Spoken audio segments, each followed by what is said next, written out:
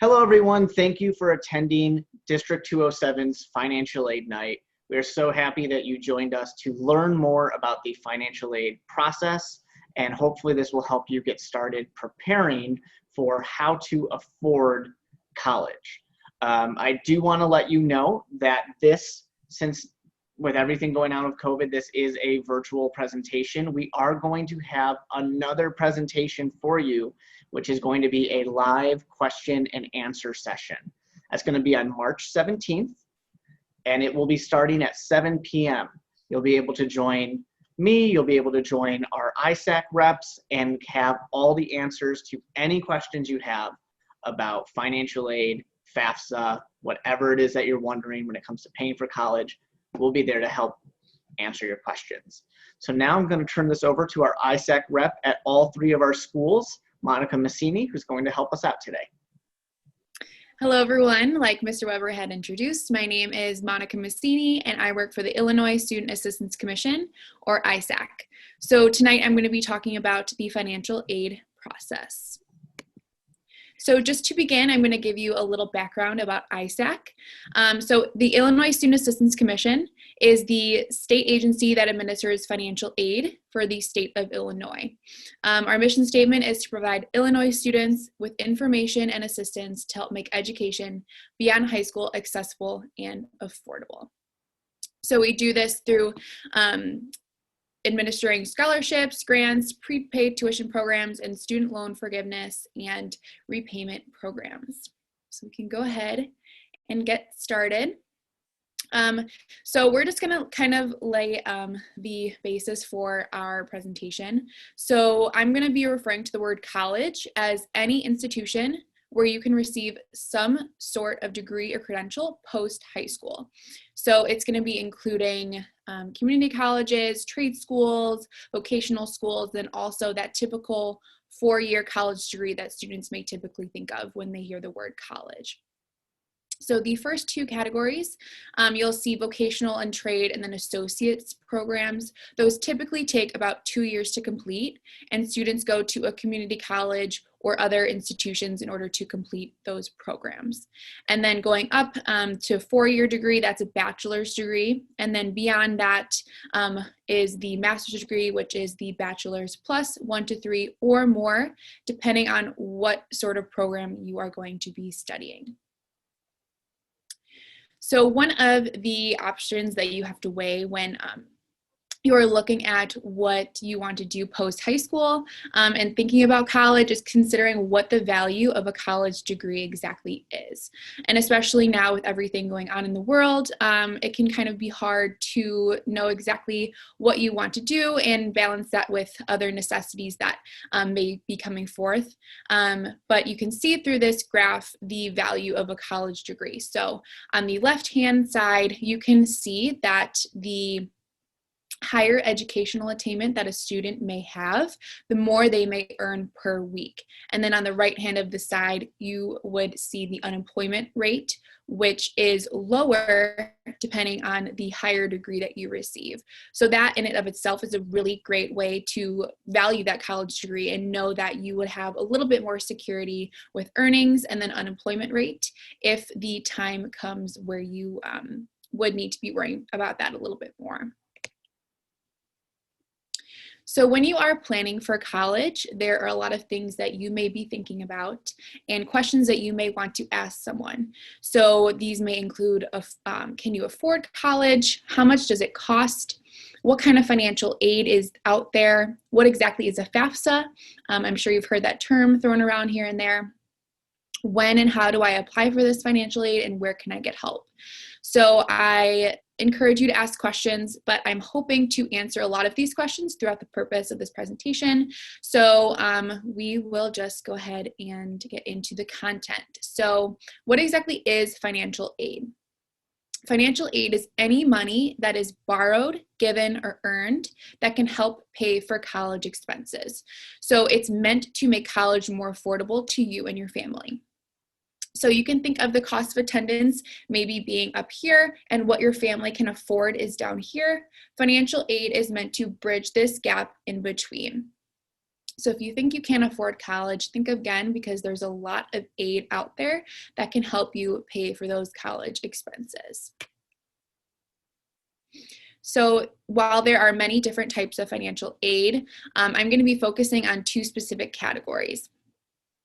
Funds may be merit-based, need-based, or not need-based, depending on what type of program it is or what type of financial aid it is. So for the first one, that is gift aid, and that is in blue. There are two subcategories of gift aid: grants and scholarships. So gift aid is exactly how it sounds. It is a gift. It is money that does not have to be paid back once the student departs from the institution. So the first category of grants, those are typically on the state or federal level. So for the state of Illinois, it's the Monetary Award Program grant, or the MAP grant. And for the federal level, from the U.S. Department of Education, that is the Pell Grant. And then the second category is scholarships, and there are scholarships for absolutely anything and everything. So it's just up to the student to find ones that they may be qualified for based off their merit, financial need, and other sorts of criteria. And then the second category is self-help aid. So this is money that the student will eventually have to pay back. So for loans, that's typically what people think of when they think about paying for college. And then there's federal work study, which is another form of self-help aid that we will talk about now. So it is a need-based employment program that you apply to through the FAFSA. And we will talk more about the FAFSA later, but that is the application that you use to apply for this. And this is a financial aid program that is campus-based. And what happens is you find a part-time job on or off campus that pays at least the current federal minimum wage. And what happens is they are paying you for the work that you do, and you get this money in a form of paycheck, and then you use this money to pay off your educational expenses. So it's a really great program to be a part of if you qualify for it, because you can get job experience and then also pay off those college expenses. So there are many different sources of financial aid, and you're probably wondering exactly where those come from. So we're going to kind of break it down here. So we'll have the federal government, the state government, the specific college or institution that the student is going to be attending, and then outside or private sources that you can look towards for other sources of financial aid. So here are your two must-get-to-know financial aid resources. Unfortunately, there are a lot of financial aid scams out there, so being aware of what programs are legitimate and getting aware of their logos and making sure that you know where to look is really important. So on the left-hand side of the screen, you'll see ISAC, and again, that's where I work, the Illinois Student Assistance Commission, which again is on the state level. And then on the right-hand side in green, that's the U.S. Department of Education, which is the federal level. So I had mentioned this on the previous slide, but there are two big grants that I want you to be aware of. So the first one in blue is the MAP grant. And again, that's the state of Illinois, the ISAC program, the MAP grant.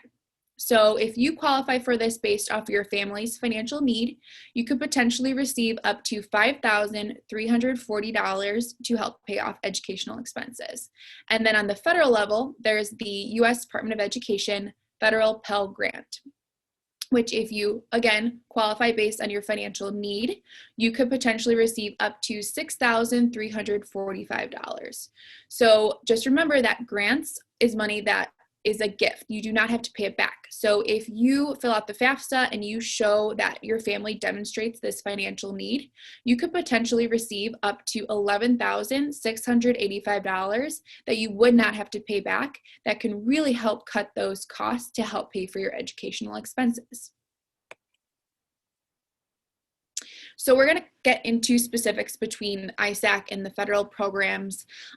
So these are first through the Illinois Student Assistance Commission. So the first one is that MAP grant, and that was the $5,340 that you could potentially receive. And then there's the IVG, the ING, and the Grant for Dependents of Police, Fire, and Correctional Officers. So the awards differ, but it can cover tuition and mandatory fees. If you have specific questions about those programs, I encourage you to go to ISAC's website or just reach out to me if you have specific questions, if you may qualify. And then there's 2 teaching programs through the state of Illinois. There's the Minority Teachers of Illinois Scholarship, or the MTI, and the Special Education Teacher Tuition Waiver, or the SETTW.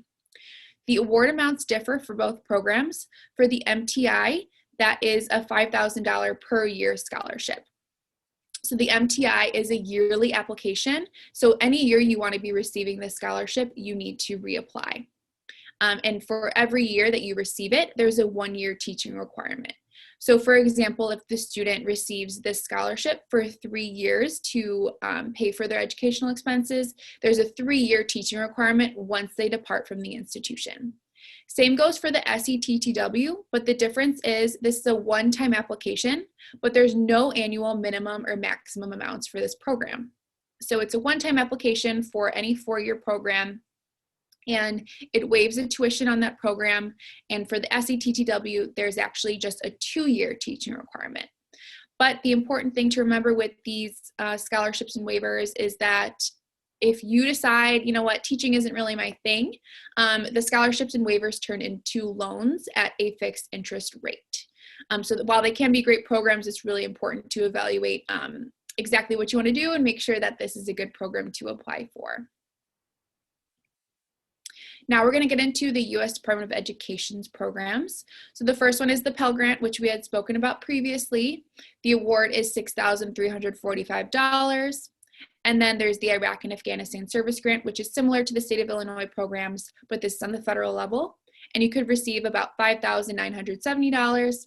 And then there's the Teach Grant, which is similar to the MTI and SETTW through ISAC, but this on the federal level as well. And you could potentially receive about $3,764. And then there's 2 campus-based programs. There's that work study program that we had spoken about previously. And then there's the FSEOG, or the Federal Supplemental Education Opportunity Grant. So the FSEOG is for the neediest of families, and it is a campus-based program that you are considered for through the FAFSA, and qualifying students can qualify for up to $4,000. So just being aware of these programs that are offered both through the state and the federal government are very important because it can help cut some of these college costs. Okay, so now we're going to kind of move into loans. And again, this is money that you will eventually have to pay back. So when you're evaluating your loan options, there's a lot of things to consider, such as what is the source of the loan? Is the loan subsidized or unsubsidized? What exactly is the interest rate that's associated with the loan I'm going to be taking out? And then what are the repayment options that I have? And what is the grace period that's associated with this? We'll go through all of these together. So first, we'll go over the difference between subsidized and unsubsidized. So the biggest thing to understand with the difference between the two of these is when is the interest going to be accruing on the loan. So on the left-hand side in the blue, you will see that that's a subsidized loan, and that is need-based. And then the interest is paid by the government while the student is in school at least half time, during grace periods, and during deferment. So the interest is accruing, but the federal government is paying the interest for the student in those three periods. But once the student departs from the institution, that's when the interest starts accruing that the student has to pay. On the other hand, in the green, for a direct unsubsidized loan, that is not need-based. So the student is always responsible for paying back the interest of the loan. So again, just remember, it's just a matter of knowing when the interest will accrue. A good way to remember subsidized versus unsubsidized is that the word unsubsidized starts with the letter U, and for that loan, the interest is on you. All right, so now for kind of evaluating different loan programs. So the two that I'm going to be focusing on mostly are the undergraduate loans, and that's either, again, the first two, subsidized or unsubsidized.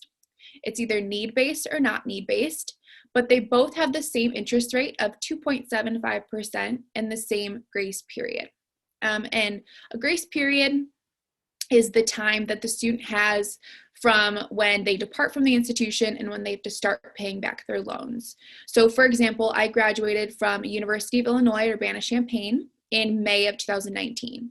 I did not have to start paying back my loans or making payments until the end of 2019, so December. So I had that 6-month grace period, which was really great, where I could find a job and make sure that I am saving money to start paying back these loans. And then there's the graduate loan, and on the graduate level, that's unsubsidized, but we don't have to get too far into that. But I do want to point out the last one, which is the direct plus loan. That's for parents or graduates, but you will likely see this on a financial aid offer referred to as a parent plus loan. Sometimes schools use this to kind of cover some costs that may be missed between the financial need and the cost of attendance. But just know that this can be a pretty big loan because it is unsubsidized and it is credit-based with a higher interest rate of 5.3%. Also, you can notice that the grace period that is associated with this loan is a lot shorter. So the repayment starts within 60 days of the last disbursement of the loan. So just be aware that you may see this on a financial aid offer. It's called a Parent Plus loan.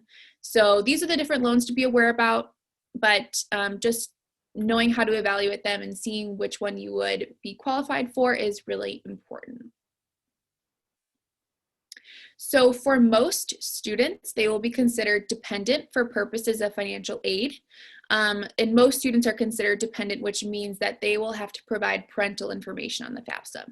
So I do have information for independent students, but I'm going to be more so focusing on dependent students who, again, will have to provide parent information. But you can see that from the first year and beyond, you get a maximum loan amount for each year. So for the first year, the max loan amount is $5,500, and then it goes up by $1,000 each year. And you can see that underneath where it says $5,500, it says max $3,500 subsidized. So if a student qualifies for a subsidized loan, the $3,500 is what's covered by the subsidized, and that other $2,000 is then covered by an unsubsidized loan. So still the max is $5,500, but it just depends which one they would be receiving. Okay, so we did cover a lot of ground, but you're probably wondering now, how do I apply for all this aid and where can I go to get it? So in order for a student to be considered for this financial aid, they have to complete all of the required documents that are required by the college. So it's important for this student to be very on top of their deadlines and all that good stuff and communicate with each college to find out exactly what's required for each application. So you can see that there's the FAFSA listed. For some students, it'll be the alternative application for Illinois financial aid, and then other forms that any institution will require, and we'll get into those now. So this is the FAFSA, or the free application for federal student aid. You probably have heard or will hear this acronym being thrown around a lot, but again, it's the free application for federal student aid. So this is a federal application that is free to the students, available at no cost. I, as an ISAC rep, am able to help you file this application at no cost to you, so I am more than happy to help you with this application. But it is the first step in any financial aid process for most students. So this federal application is used to apply for the state of Illinois programs and federal financial aid programs. And then also some schools may use this to award institutional aid. And I think I had touched on this earlier, but unfortunately there are financial aid scams out there. So knowing that this application specifically, the FAFSA, is available to you at no cost, just be aware of that just in case you encounter any problems going forward. And then for some students, they will need to complete the alternative application for Illinois financial aid, or the alternative app. So this application is only for state financial aid. and it is open to qualifying undocumented students or transgender students who are unable to complete the FAFSA. So this is a new application that students are able to fill out to see if they qualify for state financial aid. And similar to the FAFSA, some colleges use this to award institutional aid. And again, it is available at absolutely no cost. But I just really want to point out that the student and family will only fill out one or the other. So either the FAFSA or the alternative application, they will not be completing both. So if you have specific questions about which application to fill out, I'll leave my contact information at the end and you can reach out to me and we can go over that together. So for financial aid applications, it's important that you fill out the application as soon as possible on or after October 1st. And just check with your colleges to see if they have any specific deadlines that they want you to meet that are different from October 1st. So financial aid applications are open to high school seniors and college students. And they're available online at fafsa.gov or isac.org/alternativeapp, depending on which application you will be completing. So again, it's just to determine eligibility for federal and state financial aid programs, and then also to see if schools can award any of their institutional aid. So I mentioned that most students will be considered dependent for purposes of financial aid. So this is because most students have to report parental information until the age of 24. So for financial aid purposes, there are only 3 types of parents: biological, adoptive, and step parents if they are still married to the biological parent. So no one else should be providing information on the FAFSA or alternative application. And for purposes of financial aid, legal guardians are not considered parents to be put on these applications. And then another common question that we usually receive is that if parents are divorced, you're supposed to report the information about the parent with whom the student has lived with the most in the past 12 months. If there are other circumstances, like for example, if the parents split equal custody, then it's the parent who makes more money that they're put on the FAFSA and so forth. So just be aware of this information as you're going to fill out the parental information on the FAFSA or alternative application. So here is the information needed, and we have it separated based on FAFSA only and then FAFSA and alternative application. So for the FAFSA, you will need a social security number for the student, and those parents who do not have a social security number, they can just enter all zeros where it asks for it. And then students who are not US citizens, they will need an alien registration number in addition to their social. And then an FSA ID is needed to sign electronically for both the student and the parent. And then for both applications, there's some overlap. So for the FAFSA and alternative application, you need 2019 federal tax returns, W-2s, and other records of income, banking statements, records of investments, if that applies to your family, records of income, if that also applies to your family. And then lastly, students will need to have a list of colleges that they think they would like to attend or are thinking about applying to. So for electronic signatures, they differ between the FAFSA and the alternative application. So I mentioned on the previous slide that for the student and the parent on the FAFSA, they will need an FSA ID. So an FSA ID is short for a Federal Student Aid ID. It is a username and password that parents and students use to file the FAFSA and sign electronically. So each student and one parent must have their own FSA ID. And it's important to record this information and write it down, because the FSA ID that you create with the parent and student will be needed every year the student wants to reapply for financial aid. So for those parents who do not have a social security number, they cannot obtain an FSA ID due to the fact that the FSA IDs are linked to socials, but that's totally fine. They can just print a signature page and sign it at the end. On the other hand, we have the alternative application. So for the alternative application, there's no FSA ID needed, but a PIN is needed to sign the alternative application electronically. So similar to the FAFSA, the student and parents must have their own PIN, but the PIN will be generated and sent via email by ISAC. So A PIN is needed every time you renew the alternative application. And in order to obtain the PIN, only parents only need to provide an email. So just kind of get to know these differences because they differ quite greatly. So there's a really great tool that the FAFSA uses called the IRS Data Retrieval Tool. It is utilized in order to transfer tax data from the parents into the FAFSA to save time on manually inputting the information that is found on your tax returns. So what happens is the parents use their FSA ID that they had created to link to the IRS.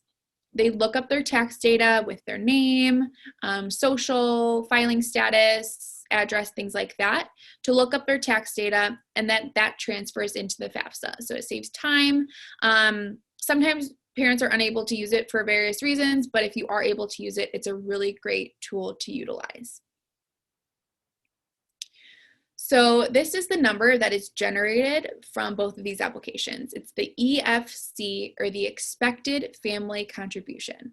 So essentially, it's just the number that the FAFSA generates that says what the student and family can be expected to contribute to one academic year.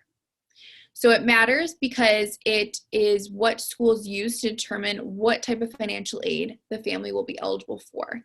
And this can be found on the confirmation page of the FAFSA and also with the alternative application later, but it both generates the same value. So it's just important to write down that number when you get the confirmation page.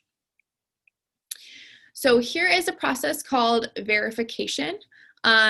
It is just used by the schools to confirm that the data you reported on the applications were accurate. So if you are selected for verification, don't be alarmed because it's a very common process. Sometimes for schools, it's just a protocol that they follow just to have. But just be aware that you may be asked to submit additional documentation like a tax return transcript, W-2s, income information, and so on, but only provide the information that they're asking for, nothing more, nothing less. It's just important to make sure that you're giving them what they are asking for verification. And then to make sure you submit all documents on time, because if you are stuck in this process of verification, they most likely will not start to disperse your aid until they receive those documents. Okay, so getting into how much college costs. So you can see on the right hand of the screen, it says direct or indirect expenses. So direct expenses go straight to the institution. There's really no wiggle room with those expenses. And then indirect go either to the school or to a third-party entity. So it just depends on where the money is going. So for example, tuition fees, that's a direct expense. It goes straight to the institution. You can't really get around those expenses. And then there's room and board, which can be direct or indirect. Based on the year of the student in school, whether they have to live on campus or off campus, etc. Transportation can be indirect, and then same with books and supplies and miscellaneous living expenses. But all of these costs go into the cost of attendance that the school portrays as to what it may cost to attend their institution.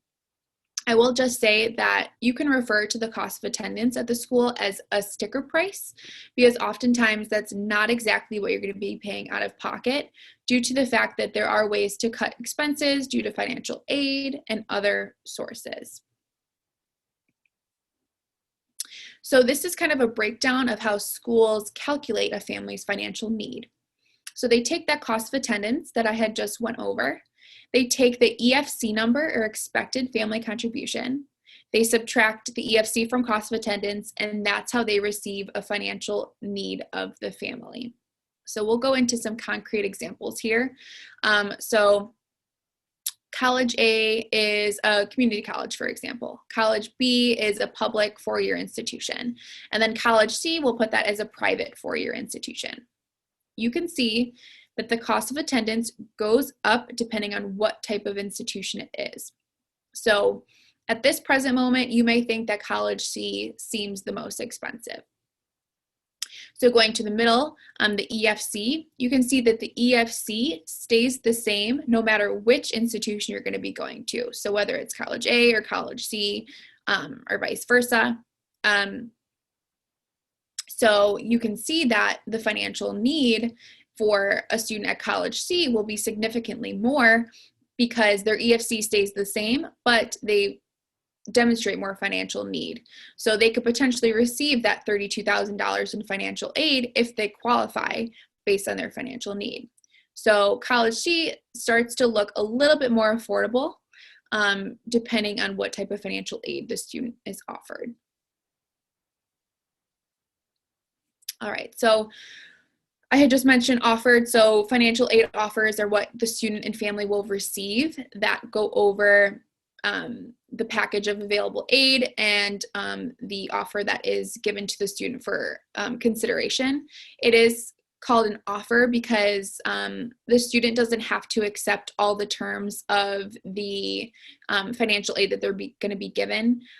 So that's important to remember too, but it kind of goes over the total cost of attendance, the EFC, the expected family contribution, the student aid eligibility, what types of financial aid they're being offered, was the family's financial need met, and then what is that total out-of-pocket cost that the family can be expected to pay for that given school year. So all of this is given through the financial aid offer. ISAC has a really great comparison worksheet that students can use to make an informed decision about their financial aid offers, because most schools have different offers. So they all kind of look different. So if one school has one way of putting things on the offer and then completely differs from the other, it can be kind of confusing to see exactly which one is more affordable. So this tool is really great because it kind of puts everything side by side and allows you to see which one is the best decision for you and your family. So here are some tips and reminders I have for you. So any year you want to be applying for financial aid, October 1st is the date that you should be looking out for. So complete the FAFSA alternative application on or after October 1st. It's important to remember that since this is a federal form, the information is confidential and only used to determine the financial aid eligibility. So once you submit that FAFSA, you may be asked to submit additional documentation to the financial aid offices for verification. So just be aware of that. And then submit any additional applications or forms that a school may require for more financial aid. Keep track of deadlines. Every school is different, so keeping yourself organized is the best way to make sure that you're staying on track of all the deadlines. Keep a copy of everything you submit, and then again, every year you want to be receiving financial aid, make sure you reapply. So here's kind of an overview of the financial aid process, kind of breaking it down. So the first step is to complete the FAFSA or alternative application. Then you'll review the application data, complete the verification process if you're selected, and submit those additional documents. Receive and review those financial aid offers, utilize the comparison worksheets to see which one works the best for you and your family.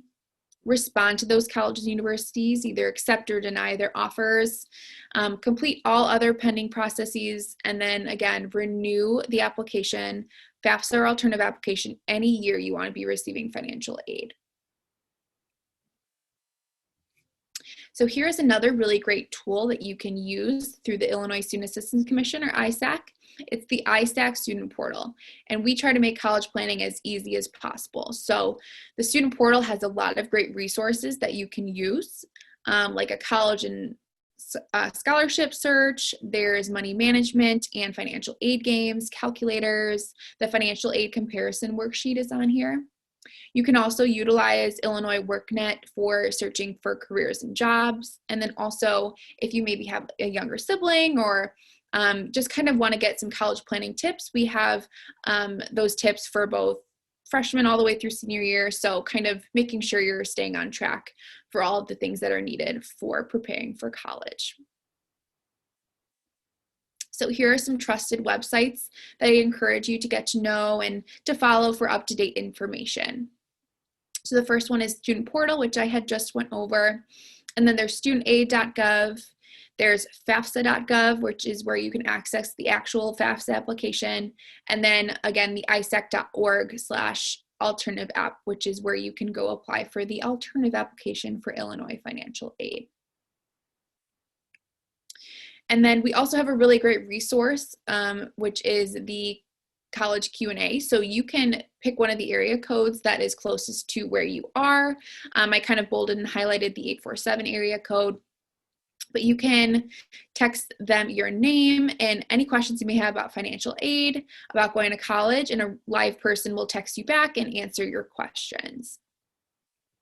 And then lastly, here is my contact information. Again, my name is Monica Masini, and I'm an ISAC Corps rep. As Mr. Weber has mentioned, I work with all the Main Township high schools with the financial aid process. So please feel free to reach out to me with any questions you may have, either through email or phone number. And I appreciate you giving me the opportunity to go through all of this information with you. Have a nice night. So I hope that everybody learned a lot today. If you have any questions, that is a-okay. You can send them to Monica Masini, or you can write them down and hang on to them for our live question and answer session on March 17th at 7 p.m. We'll be available with all of our ISAC reps to answer any and all financial aid and FAFSA questions that you might have. So we hope to see you then. There will be down in the description of this video, you'll find the link to RSVP for that live question and answer session. But if for any reason you can't find it or are having trouble, just reach out to the Career and College Admissions Specialist at your school and we will help you get that link. Thank you very much.